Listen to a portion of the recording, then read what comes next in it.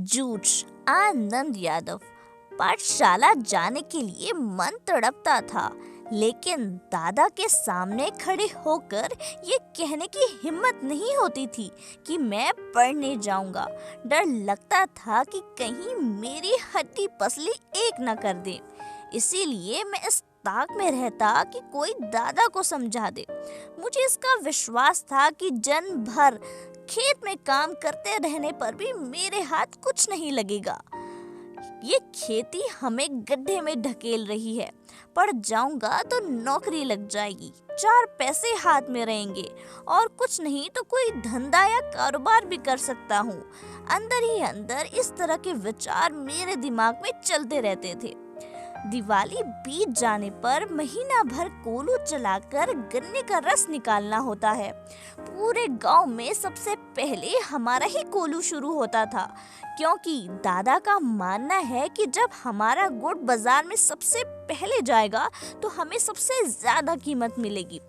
इसी वजह से इस साल भी हमारा कोलू जल्दी शुरू हुआ और हमारा सारा काम जल्दी निपट गया। माँ धूप में कंडे थाप रही थी और मैं बाल्टी में पानी भर भर कर उन्हें दे रहा था। तभी मैंने अपनी पढ़ाई की बात छेड़ दी। माँ ने कहा कि अब तू ही बता मैं क्या करूँ। पढ़ने लिखने की बात की तो वो बरहेला सुअर की तरह गुर्राता है।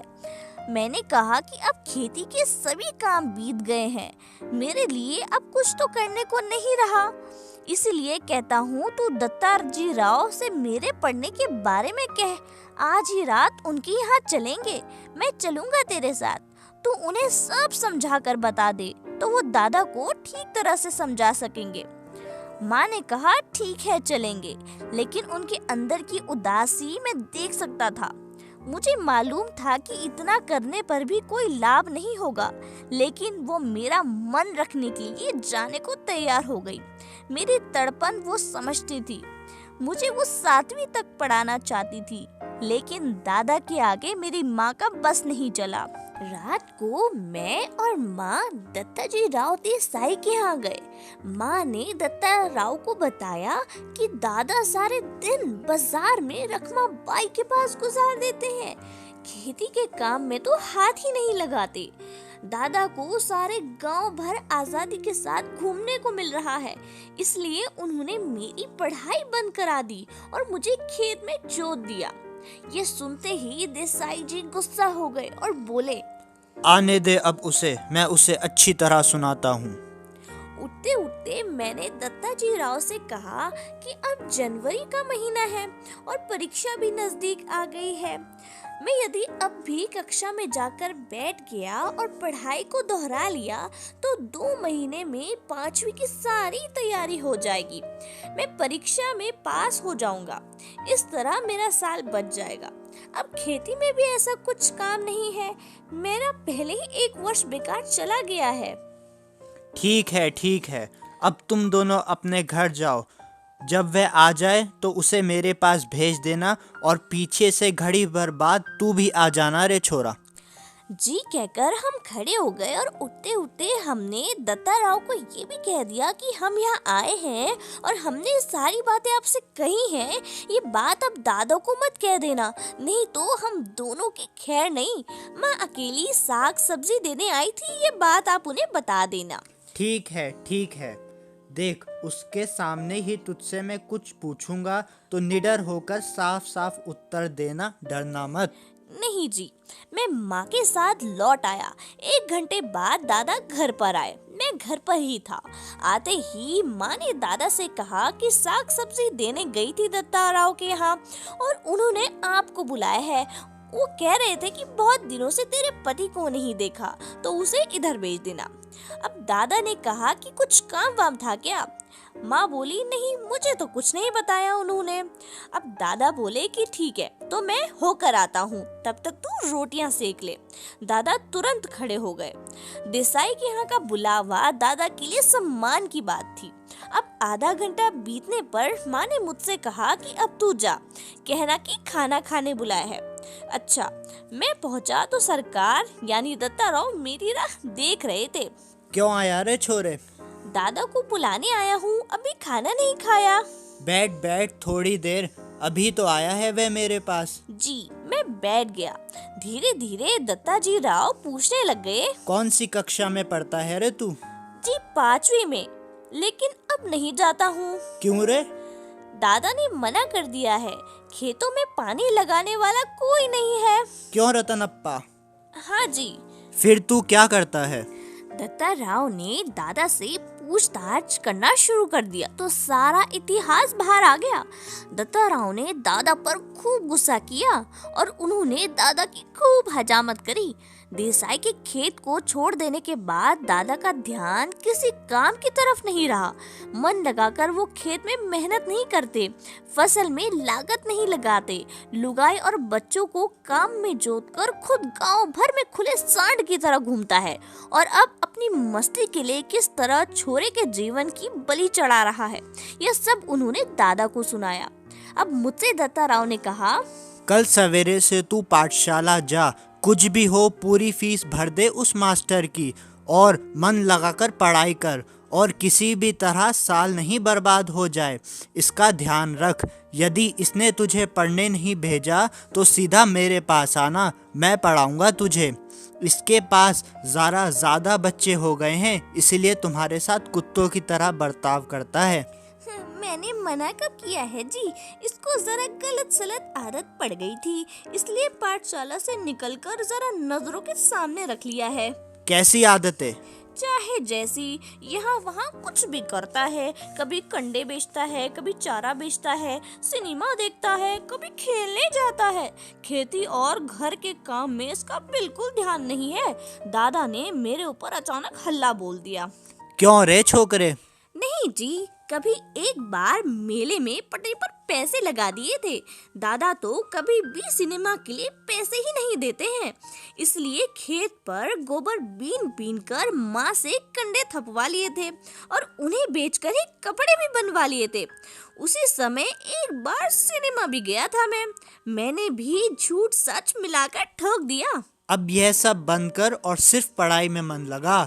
कभी फेल तो नहीं हुआ ना तू? नहीं जी, पाठशाला जाना ही बंद करा दिया था, इसीलिए परीक्षा में नहीं बैठा हूँ। अच्छा, अब तू घर जा और सवेरे से पाठशाला जा। जी, मैं उठ खड़ा हुआ और बाहर निकलते निकलते मैंने सुना, अरे बच्चे ही तो हैं, एक आध बार सिनेमा चले गए, एक आध बार खेलने लगे तो क्या हुआ? इस बात पर उनका पढ़ना लिखना बंद करा देगा क्या? जी, आप कहते हैं तो भेज देता हूँ कल से। देखते हैं एक आध साल में कुछ सुधार हो जाए। दादा ने मन मार कर कहा। इस समय उनका कोई बस नहीं चल रहा था। अब घर पर खाते खाते दादा ने मुझसे वचन लिया, पाठशाला 11 बजे शुरू होती है। सुबह सुबह पाठशाला जाने से पहले खेतों पर आना होगा, खेतों पर काम करना होगा, पानी देना होगा और फिर खेतों से ही पाठशाला जाना होगा। इसलिए पढ़ने का बस्ता सीधा खेतों पर ही लेके आना। और हाँ, पाठशाला की छुट्टी होने पर घर पर बस्ता रख कर फिर तुम खेतों में जाकर सीधा काम करोगे, जानवरों को तुम चराओगे और कभी खेतों में काम ज्यादा हुआ तो पाठशाला से छुट्टी भी लेनी पड़ेगी। समझे? मंजूर है क्या? हाँ, मैंने सारी शर्तों को मान लिया। मेरा मन तो खुशी से झूम रहा था। और हाँ, इतना मंजूर हो तो ही पाठशाला जाना, नहीं तो पढ़ना लिखना किस काम का। और हाँ, अगर किसी दिन खेत पर नहीं आया तो गांव में जहाँ मिलेगा वहीं कुचलूंगा तुझे और तेरे ऊपर पढ़ने का भूत सवार हुआ है। मुझे मालूम है बैरिस्टर नहीं बनने वाला तू। दादा बार बार कुड़कुड़ कर रहे थे। मैं चुपचाप गर्दन नीचे करके खाने लगा था। खैर, रोते धोते ही सही पाठशाला फिर से शुरू हो गई। गर्मी सर्दी, हवा पानी, भूख प्यास का कुछ भी ख्याल न करते हुए खेती के काम की चक्की में 11 से 5 बजे तक पिसते रहने से छुटकारा मिल गया। उस चक्की की अपेक्षा मास्टर की छड़ी की मार अच्छी लगती थी। खैर, फिर से मैं 5वीं कक्षा में जाकर बैठने लगा। फिर से नाम लिखवाने की जरूरत नहीं पड़ी। हाजिरी के रजिस्टर में मेरे नाम के आगे 5वीं नापस लिखा हुआ था। पहले दिन कक्षा में गया तो गली के 2 लड़कों को छोड़कर कोई भी पहचान का नहीं था। मेरे साथ के सभी लड़के आगे अगली कक्षा में पास हो गए थे। मेरी अपेक्षा कम उम्र के और जिन्हें मैं कम अकल समझता था, उन्हीं के साथ मुझे बैठना पड़ेगा। ये बात कक्षा में पहुंचने पर समझ में आई। मन खट्टा हो गया। एक अजीब से अजनबी इंसान की तरह मैं बेंच पर जाकर एक कोने में बैठ गया। मास्टर कौन है इसका पता भी नहीं था। पुरानी किताबें और पुरानी कॉपियों का उस कक्षा से भी कोई संबंध नहीं था। फिर भी लट्ठे के बने थैले में उन्हें ले आया। बस अड्डे पर कोई लड़का अपनी पोटली संभाले जैसे किसी इंतजार में बैठा होता है, उसी तरह मैं अपनी पढ़ाई की पुरानी धरोहर संभाले बैठा था। क्या नाम है मेहमान? नया दिखाई देता है, क्या गलती से इस कक्षा में आ बैठा है? कक्षा के सबसे शरारती लड़के श्रावण ने मेरे सामने आकर बोला। मेरे ध्यान में आया कि मेरी पोशाक भी थोड़ी अजनबी है। मैं पूरी ही क्लास में अकेला धोती और गमछा पहन कर आया था। देखो देखो तुम्हारा गमछा, कहते हुए उसने मेरा गमछा खींच लिया। ओहो, गया मेरा गमछा।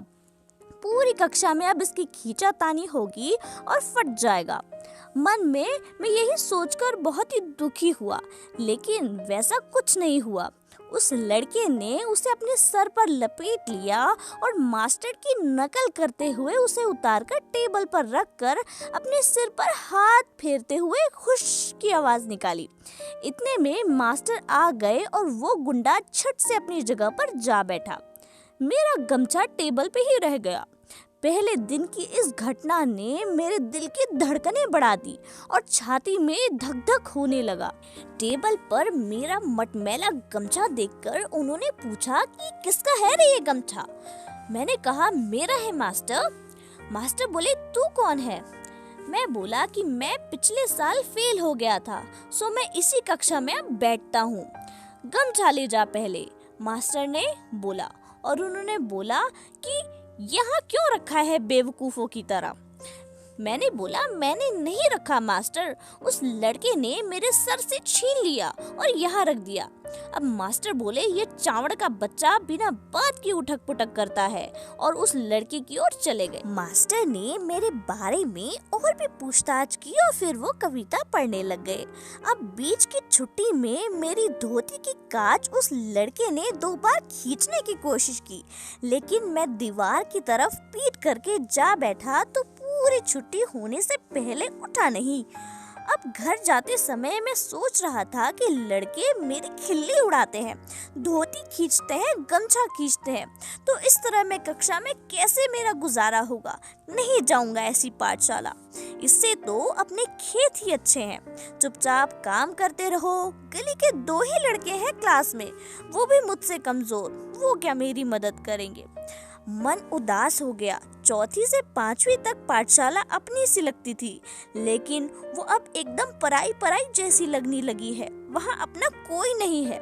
सवेरे हो जाने पर मैं बहुत खुश था। फिर से पाठशाला चला गया। माँ ने पीछे पकड़कर एक नई टोपी और 2 नाड़ी वाली चड्डी जो कि ग्रे रंग की थी वो मुझे दी। चड्डी पहनकर पाठशाला में गया। अब धीरे धीरे लड़कों से मेरा परिचय बढ़ गया। मंत्री नाम के मास्टर कक्षा में आए और वो आए तो वो ऐसे मास्टर थे जो छड़ी का उपयोग नहीं करते थे। हाथ से गर्दन पकड़कर पीठ पर एक जोर का घूंसा लगाते थे। अब पीठ पर उनका घूंसा इतनी जोर का लगता था कि लड़के हूक भरने लगते। लड़कों के मन में उनकी दहशत बैठी हुई थी। इस कारण जो शरारती लड़के थे उन्हें उद्यम करने का कोई मौका नहीं मिल रहा था। पढ़ने वाले लड़कों को शाबाशी मिलने लगी और जो मंत्री मास्टर थे वो गणित पढ़ाते थे, तो एक आध सवाल अगर गलत हो जाता था तो उसे वो अपने पास बुलाकर बच्चों को समझा देते थे। लड़कों की कोई मूर्खता दिखाई दी तो उसे वो ठोक देते थे। इसलिए सभी का पसीना छूटने लगता था। सभी लड़के घर से पढ़ाई करके आने लगे। वसंत पाटिल नाम का एक लड़का शरीर से दुबला पतला लेकिन बड़ा होशियार था। उसके सवाल हमेशा सही निकलते थे। स्वभाव से शांत, हमेशा पढ़ने में लगा रहता। घर से पूरी तैयारी करके आता था। दूसरों के सवालों की जांच भी करता था। मास्टर ने उसे कक्षा का मॉनिटर बना दिया था। हमेशा पहली बेंच पर बैठता, बिल्कुल मास्टर के पास। कक्षा में उसका बहुत सम्मान था। मुझे ये लड़का मेरी अपेक्षा छोटा लगता था। मैं उससे पहले ही 5वीं में पहुंच गया था। गलती से पिछड़ गया हूँ मैं, इसलिए मास्टर को कक्षा की मॉनिटरिंग मेरे हाथ में सौंपनी चाहिए, मुझे ऐसा लगने लगा। दूसरी ओर ये भी लगता था कि मुझे 2 महीने में 5वीं की पूरी तैयारी करके अच्छी तरह पास होना है। कक्षा में दंगा करना और पढ़ाई करना मेरे लिए मुनासिब नहीं। कक्षा में दंगा करना और पढ़ाई ना करना मेरे लिए मुनासिब नहीं। हम तो इस कक्षा में ऊपरी हैं और ये नहीं भूलना चाहिए। बस इन सब बातों के कारण मेरा सारा ध्यान पढ़ाई की ओर ही रहा और वसंत पाटिल की तरह पढ़ाई का काम मैं करने लगा। मैंने अपनी किताबों पर अखबारी कागज के कवर चढ़ा दिए। अपना बस्ता में व्यवस्थित रखने लगा। हमेशा कुछ न कुछ पढ़ने बैठता था और यदि कक्षा में कोई शाबाशी का काम किसी ने किया तो मैं भी दूसरे दिन वैसा ही कुछ करने लगा। मन में एकाग्रता के कारण गणित झटपट समझ में आने लगी और सवाल सही होने लगे। कभी कभी एक तरफ से वसंत पाटिल लड़कों के सवाल जांचता और दूसरी तरफ से मैं।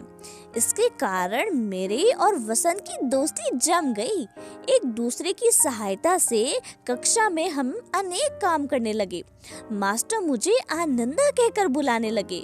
मुझे पहली बार किसी ने आनंदा कहकर पुकारा। माँ कभी आनंदा कहती, परंतु बहुत कम। मास्टरों के इस अपनेपन के व्यवहार के कारण और वसंत की दोस्ती की वजह से पाठशाला में मेरा मन लग गया। 9 वर्ष लेकर मास्टर मराठी पढ़ाने आते थे। पढ़ाते समय वो स्वयं रम जाते थे, खो जाते थे। वो कविता बहुत ही अच्छे ढंग से पढ़ाते थे। सुरीला गला, छंद की बढ़िया चाल और उनके साथ उनके पास बहुत ही प्यारी आवाज थी। उन्हें पुरानी और नई मराठी कविताओं के अलावा ढेर सारी अंग्रेजी कविताएं भी याद थी। उनकी आवाज इतनी सुरीली थी और इतना अच्छे गति और ताल से वो गाते थे कि कोई कहने की बात नहीं। जब वो कविता हमें गाकर सुनाते थे और फिर बैठे ही बैठे वो अभिनय करते थे और फिर वो कविता का मतलब भी हमको समझाते थे और इसी तरीके से वो कभी कभी अपनी लिखी हुई भी कविताएं हमें सुनाते थे। ये सब सुनते हुए, अनुभव करते हुए मुझे अपना ध्यान ही नहीं रहता था। मैं अपनी आंखों और कानों में प्राणों की सारी शक्ति लगाकर और दम रोककर मास्टर के हाव भाव और आवाज को और गति और चाल को, इन सब का मैं रस पीता रहता और सुनता रहता था।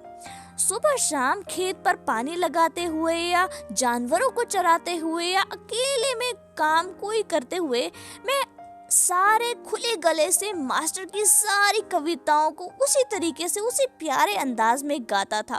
उन कविताओं का मतलब भी मैं सोचने की कोशिश करता था। आते जाते मैं बस कविताओं में ही खोया रहता था। मास्टर जिस तरह से बैठे बैठे उन कविताओं को सुना के अभिनय करते थे, मैं पानी लगाते लगाते वैसा ही अभिनय करता। क्यारियां पानियों से कब भर जाती थी इसका भी मुझे ध्यान नहीं रहता था। इन कविताओं के साथ खेलते हुए मुझे बहुत ही 2 बड़ी शक्तियां प्राप्त हुई। पहले तो जब मैं जानवर चलाता था या खेतों में पानी लगाता था या कोई भी दूसरा काम करता था तो मुझे अकेलापन बहुत खटकता था। मैं हमेशा चाहता था कि मेरे साथ कोई हो जो मेरे साथ हंसे बोले या मेरे साथ हंसी मजाक करे काम करते करते, लेकिन अब ऐसा नहीं लगता था। अब अकेलेपन से मैं बिल्कुल खुश था। उल्टा तो अब मुझे ऐसा लगने लगा था कि मैं जितना अकेला रहूं उतना ही अच्छा। इस कारण मैं कविता तो कम से कम ऊंची आवाज में गा सकता हूँ और किसी भी तरह का अभिनय भी मैं कर सकता हूँ। कविता गाते गाते थुई थुई करके नाचा भी जा सकता है। मैं सचमुच ही नाचने लगता था। मैंने अनेक कविताओं को अपनी खुद की चाल में, अपने खुद के अंदाज में गाना शुरू करा और एक कविता जो बहुत ही फेमस थी, मैंने उस कविता को एक अलग ढंग से गाया, एक अलग ढंग से अपनी स्टाइल में गाया। ये चाल एक सिनेमा के गाने पर आधारित थी। और फिर मैंने जब ये कविता अपने मास्टर के सामने गाई तो मैंने अपने मास्टर से भी ज़्यादा अच्छा गाया। और जब उन्होंने ये कविता सुनी तो वो बहुत ही खुश हुए। वो इतने खुश हुए कि उन्होंने मेरी ये कविता मुझे 6वीं और 7वीं के सभी लड़कों के सामने मुझसे बुलाकर गवाई।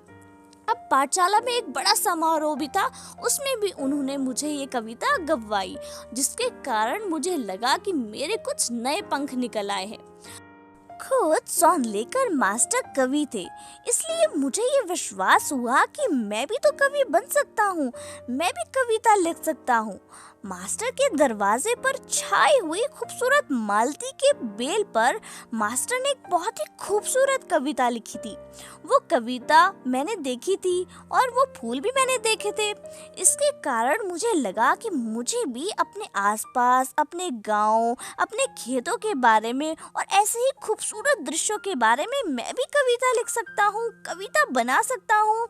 और ये सब अनजाने में ही होता रहता था। भैंस चराते चराते मैं फसलों पर, जंगली फूलों पर तुकबंदी करने लगा और उन्हें जोर से गुनगुनाता भी था। मास्टर को मैं दिखाने भी लगा।